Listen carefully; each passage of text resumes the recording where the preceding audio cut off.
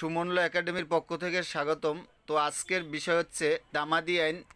তামাদি আইনের যে গঠনগত যে দিক নির্দেশনা রয়েছে, তারপরে যে ওর সংস্পর্শে যে এমসিকিউ রয়েছে, এগুলো নিয়ে আজকের আলোচনা করা হবে। যেমন সর্বপ্রথম কার্যকর হয় 1862 সালে, আর তামাদি আইন হচ্ছে 1908 সালের।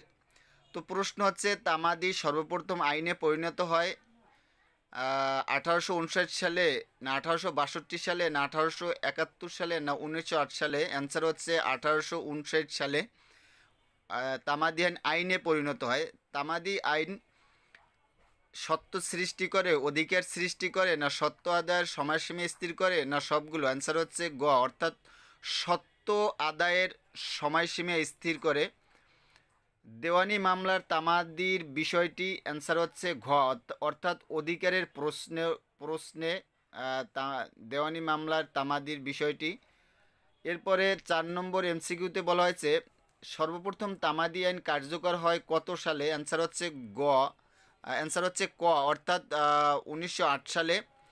তামাদি আইন কত সালের? অ্যান্সার হচ্ছে গ, অর্থাৎ 1908 সালের। অর্থাৎ এক একটি প্রশ্ন বিভিন্ন আঙ্গিকে আপনাকে ঘুরিয়ে ঘুরিয়ে দিতে পারে, আপনার সেটিও আপনার লক্ষ্য করতে হবে। কিন্তু দেখা গেছে প্রশ্নের ধরন বা প্যাটার্ন প্রায় সেম, তারপরও আপনাকে সেদিকে লক্ষ্য রাখতে হবে।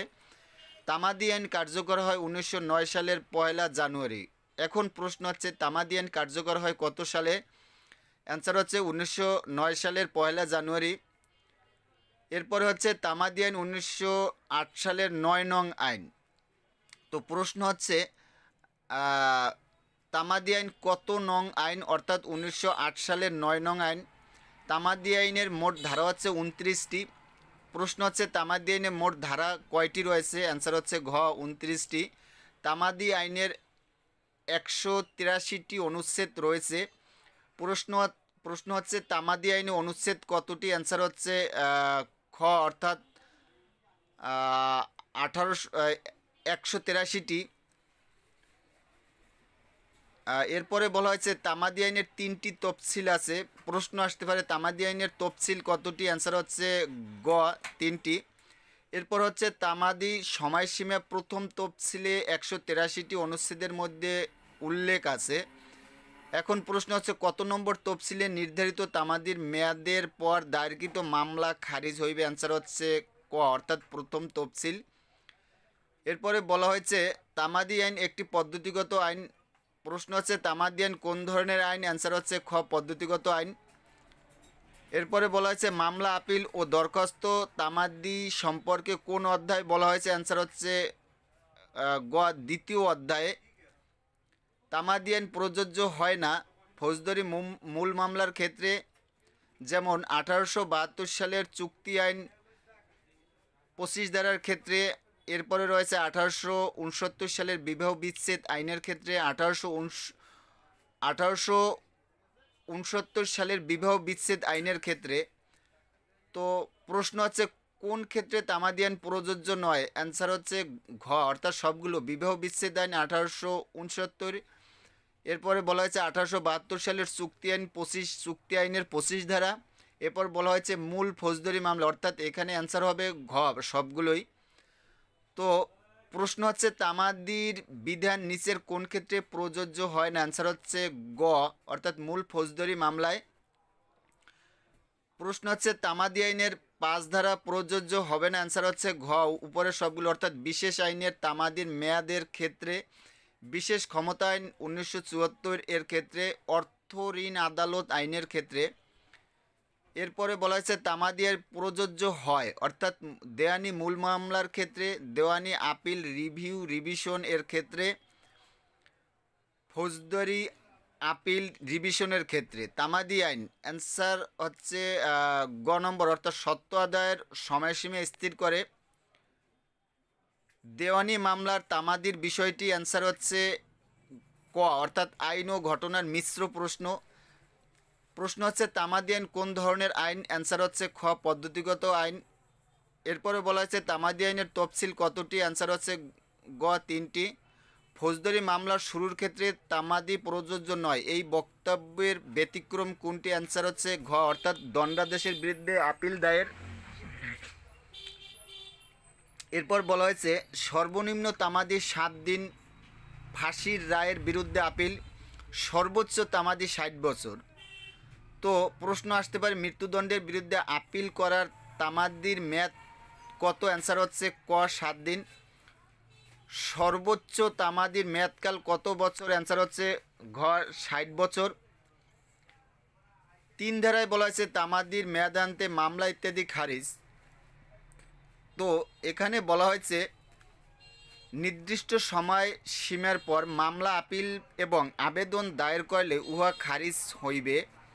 তামাদি আইনের 3 ধারার বিধান মোতাবেক তামাদি সময়ের পরে মামলা আপিল এবং আবেদন দায়ের করলে আদালত উহা খারিজ করে দিবেন।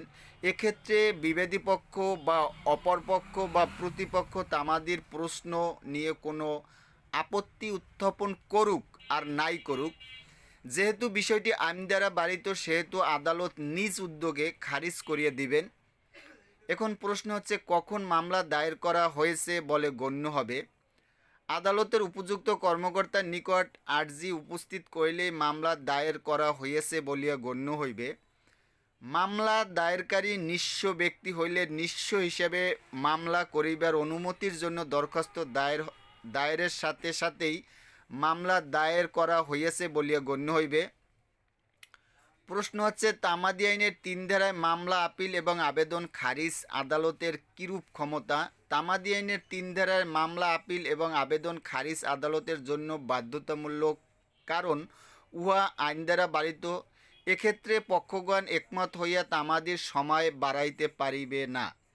এখন প্রশ্ন হচ্ছে মামলা আপিল আবেদনটি যে তামাদিতে বাড়িত নয় উহা কে প্রমাণ করবেন? তামাদিতে বাড়িত নয় উহা প্রমাণের দায়িত্ব হচ্ছে মামলার ক্ষেত্রে বাদীর প্রমাণ করবে যে মামলাটি তামাদিতে বাড়িত নয়। আপিলের ক্ষেত্রে আপিলকারী প্রমাণ করবে যে আপিলটি তামাদিতে বাড়িতে নয়। আবেদনের ক্ষেত্রে আবেদনকারী প্রমাণ করবে যে আবেদনটি তামাদিতে বাড়িত নয়। তামাদি আইনের 3 ধারায় বিষয়বস্তু হচ্ছে 3টি মামলা, আপিল এবং আবেদন।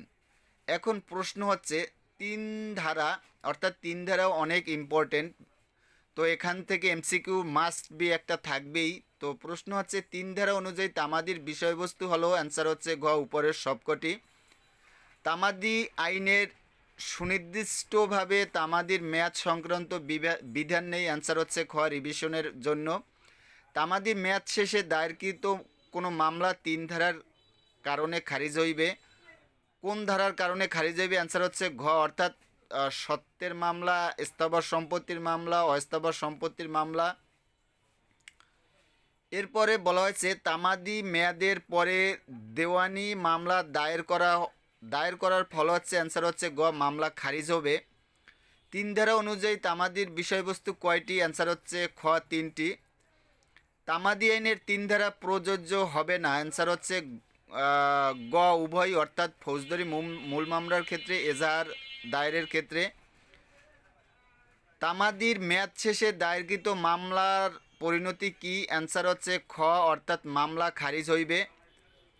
তামাদিতে বাড়িত মামলা সরকার কর্তৃক দায়েরের ফল কি? অ্যান্সার হচ্ছে গ অর্থাৎ মামলা খারিজ হইবে। নির্ধারিত তামাদির মেয়াদ উত্তীর্ণ হওয়ার পর মামলা আপিল এবং দরখাস্ত দায়ের বা দাখিল করা হলে তামাদি আইনের সাধারণ নীতি অনুযায়ী আদালত মোকদ্দমাটি, অ্যান্সার হচ্ছে খ খারিজ করবে। এরপর বলা হয়েছে ক দখল পুনরুদ্ধারের একটি মামলা দায়ের করেছে, মামলা দায়েরের সময় ছিল 6 মাস। ক 12 মাস পর মামলা দায়ের করেছে। বিবাদী পক্ষ তামাদির মেয়াদ নিয়ে কোনো প্রশ্ন উত্থাপন করেনি। এই ক্ষেত্রে আদালত নিম্নলিখিত কোন ধরনের সিদ্ধান্ত দিতে পারে? অ্যান্সার হচ্ছে গ অর্থাৎ মামলা খারিজ করবে। কখন একটি মামলা দায়ের বা দাখিল করা হয়েছে বলে গণ্য হবে? অ্যান্সার হচ্ছে খ আর্জিটি উপযুক্ত কর্মকর্তার নিকট দাখিল করা হলে। নিঃস্ব ব্যক্তির ক্ষেত্রে মামলা দায়ের বা দাখিল করা হয়েছে বলে গণ্য হইবে। অ্যান্সার হচ্ছে ঘ, উপযুক্ত কর্মকর্তার নিকট অনুমতির জন্য দরখাস্ত পেশ করা হলে। প্রশ্ন হচ্ছে তামাদি গণনা কখন আরম্ভ হয়? অ্যান্সার হচ্ছে ক, নালিশের কারণের তারিখ হতে। তামাদির গণনা কাহার বিরুদ্ধে গণনা হয়? অ্যান্সার হচ্ছে গ, অর্থাৎ বাদীর বিরুদ্ধে, দরখাস্তকারীর বিরুদ্ধে। এরপর বলা হয়েছে কোন কোন ক্ষেত্রে তামাদি মেয়াদ গণনা ব্যবহার করা হয়? অ্যান্সার হচ্ছে গ, অর্থাৎ দেওয়ানি মূল মোকদ্দমা, আপিলের আবেদন। তো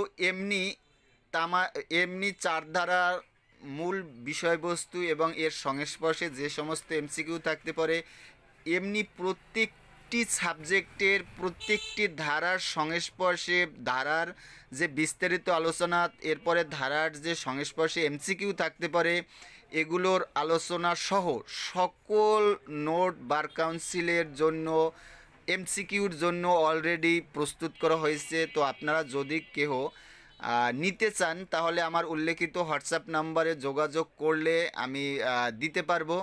তো আজকের এ পর্যন্তই। এরপরে আসতেছে চার ধারা থেকে চার ধারার ডিটেলস আলোচনা এবং এর মধ্যে যে এমসিকিউ থাকতে পারে গুরুত্বপূর্ণ, এগুলো এই আসন্ন বার কাউন্সিলের জন্য। তো আজকের এ পর্যন্তই। ভালো থাকুন, সুস্থ থাকুন, দেখা হবে অন্য একটি ভিডিওতে।